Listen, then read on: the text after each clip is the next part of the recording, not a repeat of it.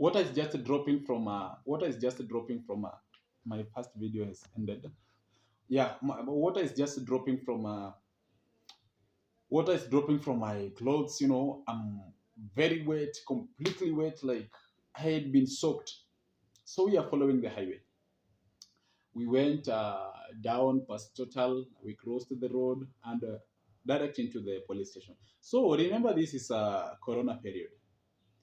Just entering the police station uh, door. Do you know what I was told by the OB, the police officers who were doing the OB? Kijana, unakuja hapa bila unakuja hapa bila mask. Hebu toka uende ununue mask. My good friends, I was almost crying at that point because I knew this is the only people who would help me. But now they are telling me, kijana toka hapa. Now they are chasing me away again. Kumbe they had not understood that we've been robbed.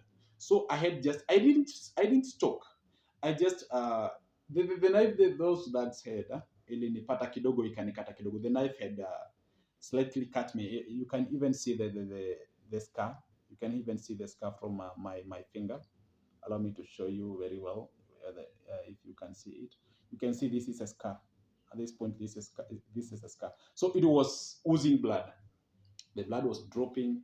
Up to that point, it's now like 10 minutes past this. When the event took place, and I had secure. I had I had came with that cat. So I'm at that point. I'm showing the police, and then he calmed down now and asked me what has happened, and then I'm telling him we've just been robbed from the river, and they have gone with my phone. They have taken things from us. So we had to write to the OB. We took the OB, and then we were told, you go wash yourself, uh, just dress up, and then renew your phone number because I had now left my phone number there. And then they told me that we will call you to come and write the statement. So having given that information, kumbe the police ran. The police took immediate effect and they ran to the Mangula and they searched. Do you know we were lucky to the two of the thugs were arrested at around. And by the way, let me tell you, this is 27th of March 2021, Sunday at 9:30 am. 9:30 am ilikuwa asubuhi, tumeibiwa simu asubuhi.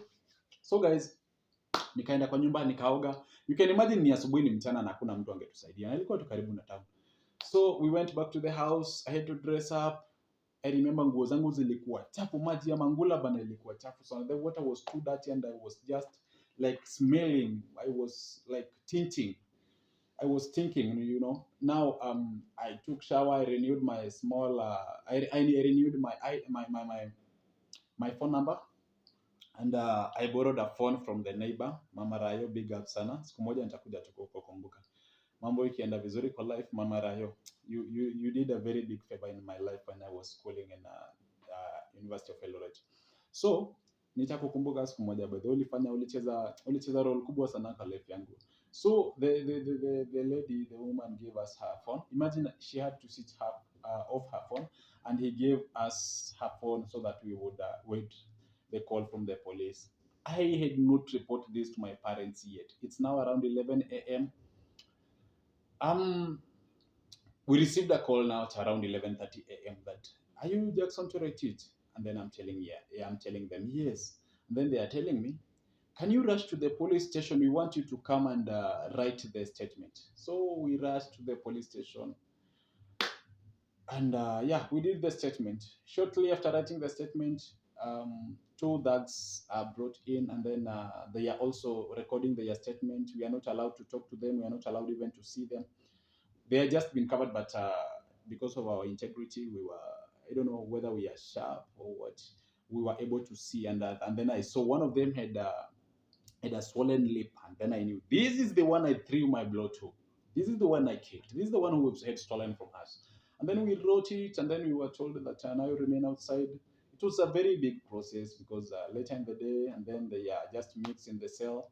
Then you are called, Jackson, come here, identify who had offended you.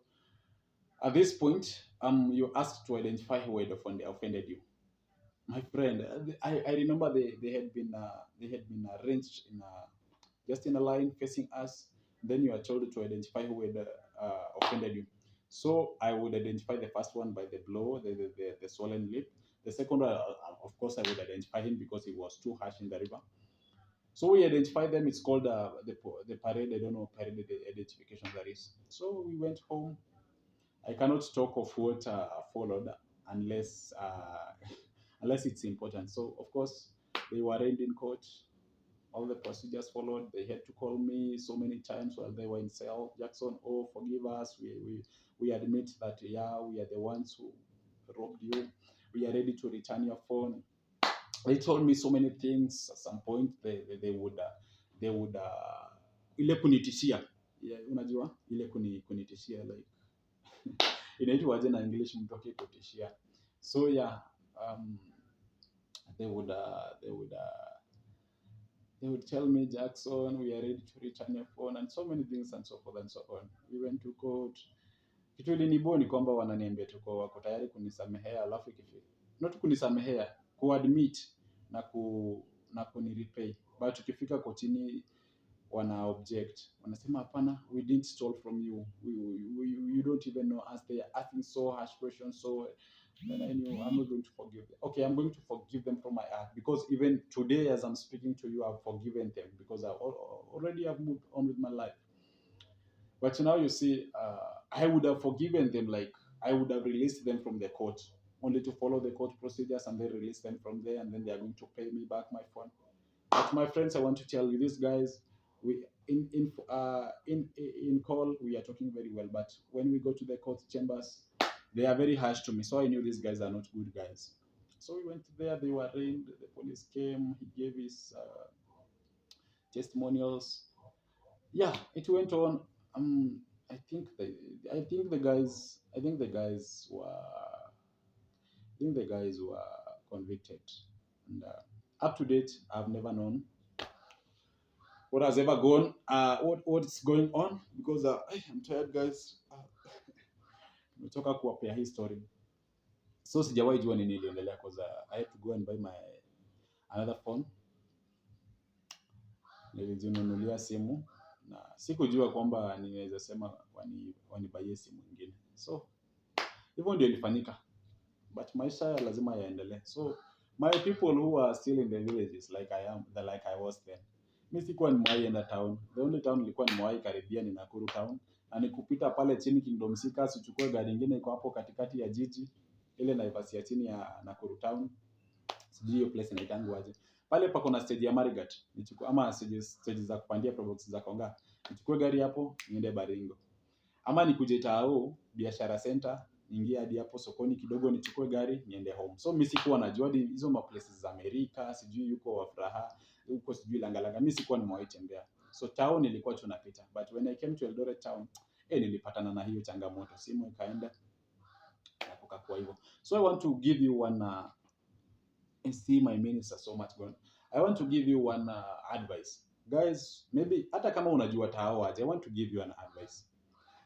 Number one, you will never ever trust any person in town, any stranger in town. Ati anakwambia nisaidie simu sijui nini nini, ama sijui mtu anakufuatafuata Tao, sijui ukiingia supermarket ako na wewe, sijui jamaa nini, ati anajaribu kukuongelesha akijifanya friend wako. My friend, take care.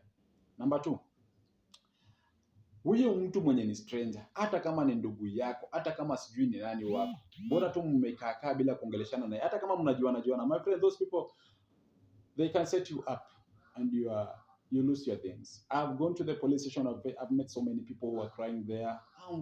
I was coming from Kitale. I'm heading to Masai Mara. No, to Narok, Masai Mara University. I've come from Bungoma. I'm heading to Nakuru, Mount Kenya Town Campus University.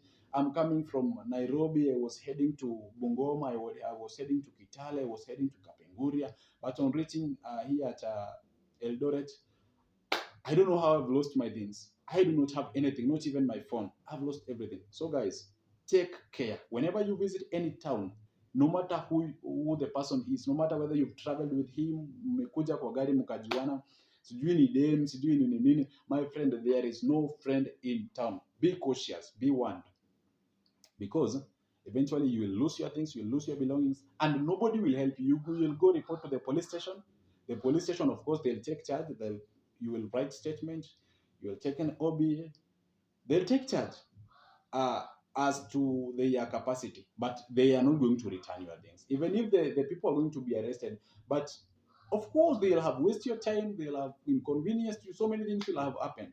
So, guys, I want to urge you: whenever you visit any town, be cautious. Be cautious. Have no friend, no matter who the person is. Always be locking your house. Be walking alone, or even maybe the only person you can trust is maybe your churchmate. Oh, yeah, you're the one to know how this person reacts, what the drugs they are using, or whether they are using drugs or not, who their friends is. That's the only way you're going to identify this person. So I've given my story. That's what's transpired. My friend Billy Odur, wherever you are, I'm still doing well.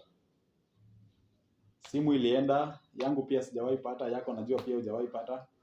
Yeah, lakini maisha lazima yaendelee. So, my good friends, that's the long and short story I was to tell to you. Goodbye. See you in my next video. I don't know what it is, but remember, I told you, graduation loading. Goodbye. Cut, cut, cut.